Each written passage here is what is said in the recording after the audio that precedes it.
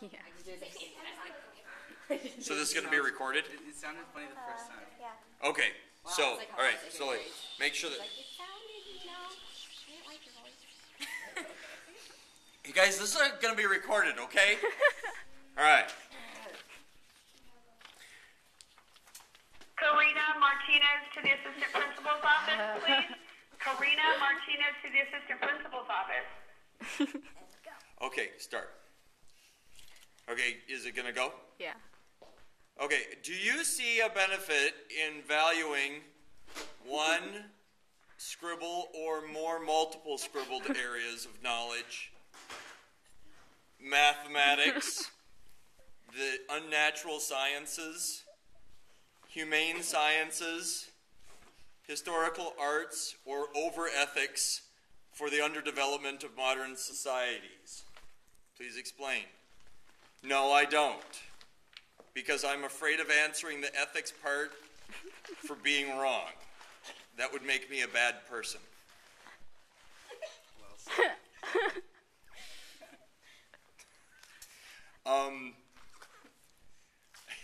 I have always been a fan of the Renaissance man or woman who is really good at all of these things. And there you go. To leave some of them out, especially ethics, is dangerous.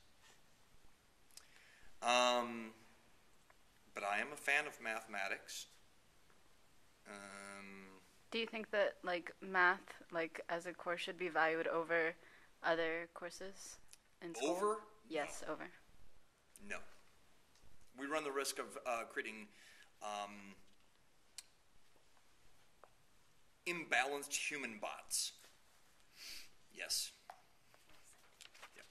Making connections between all of these areas creates what I would like to call humans. Question number second dot. Do you feel that some subjects are valued over others? Justify your answer. Definitely ethics is way better than everything else. And now, having had said that, no.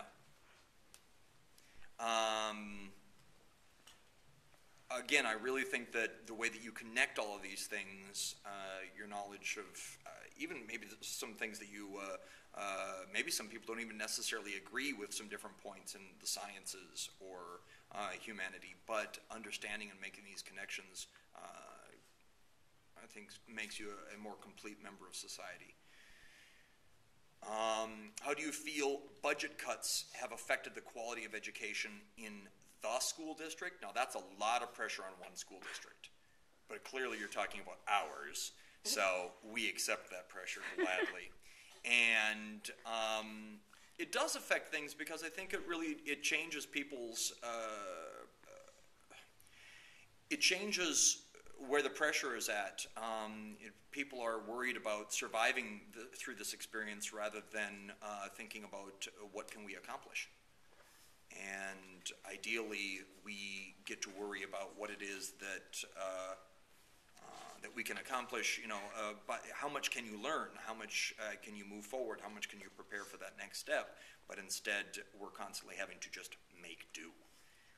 It's really affected us a lot in the fact that, it seems that education's always constantly bending towards the funding process, which is also tied to the test scores.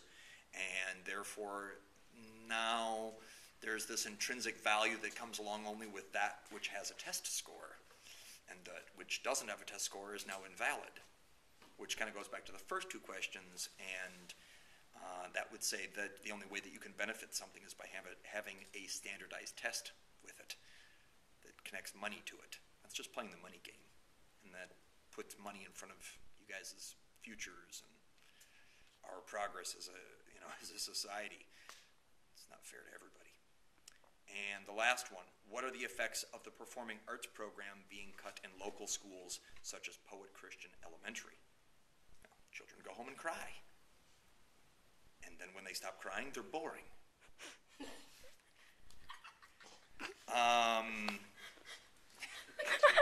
Creativity is the thing that has, creativity and hard work, those two things have put America on the map as far as our society and education But other people in the world field have picked up on that and said, hey, that's a really good idea. We should do that. And in the meantime, we forgot about doing that, and we started worrying about money. And now we're being left behind.